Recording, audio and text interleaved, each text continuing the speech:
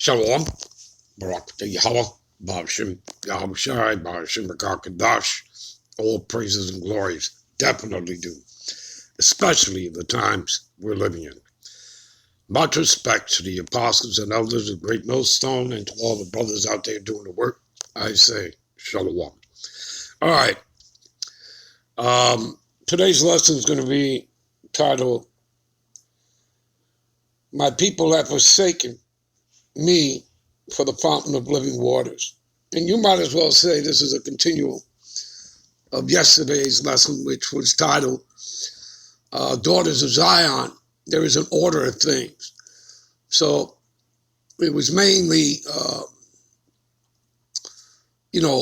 warning, a wake-up call to take heed, to the women of Zion, of the women of the Negro, Latinos, and Native Americans that make up 12 tribes of Israel. All right, and I ended that lesson in this precept here, Isaiah 4:1. All right, and I'm going to go through it again because I didn't have enough time to get into the word reproach. So I want to do this before we start the lesson, all right, that we're going to get into.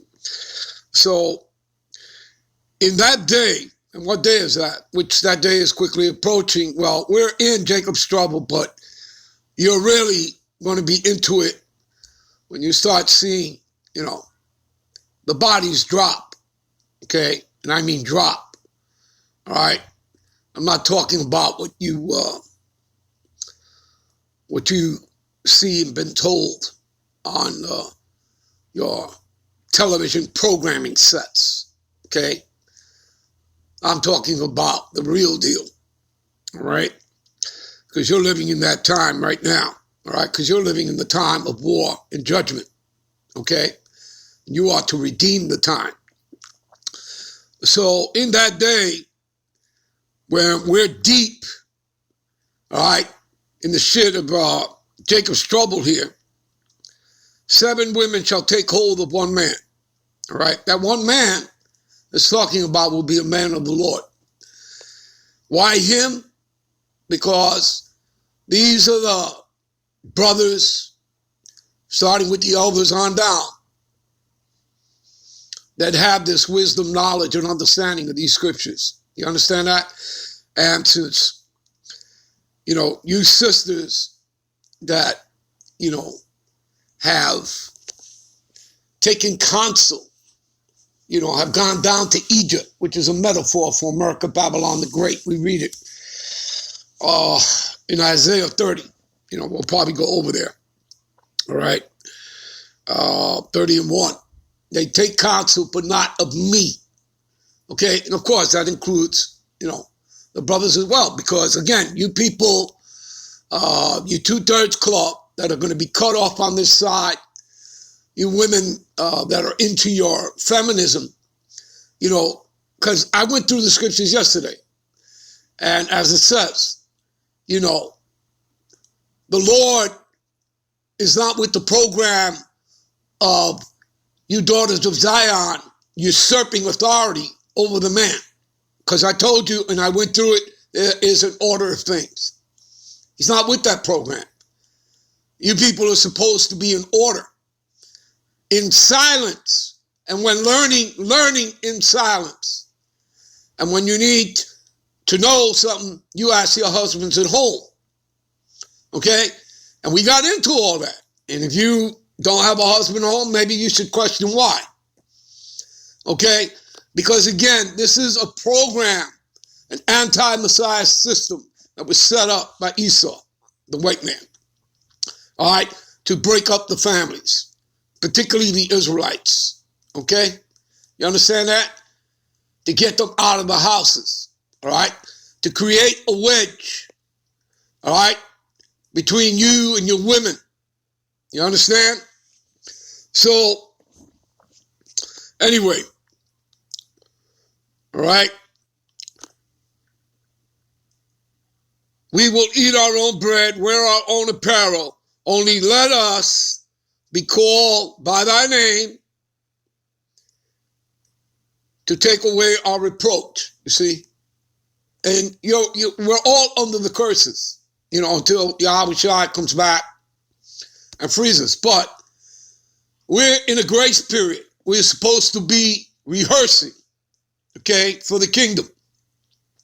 You read that in Judges 5 and 11, all right, that it's a rehearsal, okay? And we are preparing the way for Yahweh Shai's return, okay? Because he's coming back, and again, he's coming back to do two simple things, all right? To redeem his elect, okay, of the Negro, Latinos, and the American, which is a small number, okay? 144,000, all men, 12,000 from each of the 12 tribes, plus a great multitude that will include women and children. And like I said, when you're reading this, in that day 7 women shall take hold of man. I went into the fact there at the end in reading this. What do you think? I mean, how do you expect to bring back the 2/3 that die on this side? Or bring back your parents, all right, who didn't know they were Israelites? How do you expect them to come back? And regeneration, reincarnation is biblical. Okay, that's all over the scripture. That's a lesson for another day. But how do you expect them to come back without sex? And remember, we're going to be immortal God, kings, and priests of the earth. All women as well. All right? They're going to come back through sex. Do you understand that? And, one Israelite woman is not going to bear 1,000 children. Okay? So he's going to have many wives. That's why when you read this, in that day, 7 women shall take hold of one man. Do you understand that? You're going to have many wives in the kingdom, the Israelite man. And you're going to have concubines as well. All right? And like I says, that's by the law. Okay? It's not adultery and it's not cheating if the woman is not married. You understand? It is by law. Whose law? The Most High's law, right? Because it's not my law. Okay? It's not my doctrine. And Yahweh Shai himself tells you that. My doctrine is not mine, but he that sent me. Right? St. John 7:16. Understand that these scriptures don't come from man. These come from the heavens. James 3:17. All right? So, again, it gets into this word. Let us not be called by thy name to take away our reproach. Well, you are a reproach. All right? You've been a reproach. And you've been in derision. You've been a proverb and a byword. That's all part of the curses. Okay? So, let me take you to something here. What does it say here?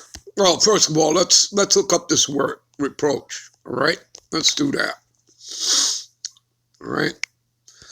Let's look up the word reproach. I know what it means. Okay? It has to do with shame. Okay? And disgrace. All right?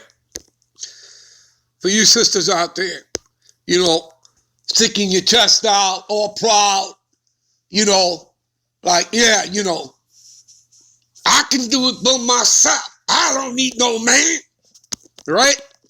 But yeah, you just wait till the shit hits the fan here, okay? Because this is all going down, people. Whether you believe this stuff or not, the Lord is setting up his kingdom, all right? And the beginning of his kingdom is the fact that he has his men, starting with the elders on down, doing what? Bringing you this truth. And again, this is the truth of the scriptures. This ain't, all those deceptions and lies that you get in those churches. All right? And you get the bitter and the sweet. All right? The way the Lord likes it, a balance. See, reproach resting upon condition of shame and disgrace. You see that? Just like Esau, right? His glory is full of shame. His skirts are being raised up. He's being revealed as that man of sin, the son of perdition, the wicked, the dragon, the old serpent, which is the devil and Satan. You understand that? okay, as that violent and evil man that you read on Psalms 140. Well, you're being revealed too. There's no place for you to hide, for you women, okay, who are taking part in the destruction of the men, okay, and of your families, all right? So, let me take you to something now. What is that? Let me take you to something. Give me a minute. This is 2 Ezra 16 and 69. And consent, and they that consent unto them, right? You give your consent like for jabbing up, all right? Okay? Shall be had in derision and reproach and trodden on the foot. You see that? Just because you go ahead and jab up with them, you ain't one of them. You'll never be that. You understand that? This man has a perpetual hatred, enmity. Look that word up for you. You understand that? Okay? And it was placed there by the Lord. He was made that way. You understand that? All right? So there it is. And they that consent unto them shall be had in derision and in reproach and trodden on the foot. See that? Again, you're not to give your consent. Thou shalt not consent, give thy consent to sinners. All right? When we read that, what is that? Proverbs 1 and 10. All right? You're not to give your consent to these people. Okay? You're not to do that. All right? Let's go to, what is that? Isaiah 30 and 1. All right?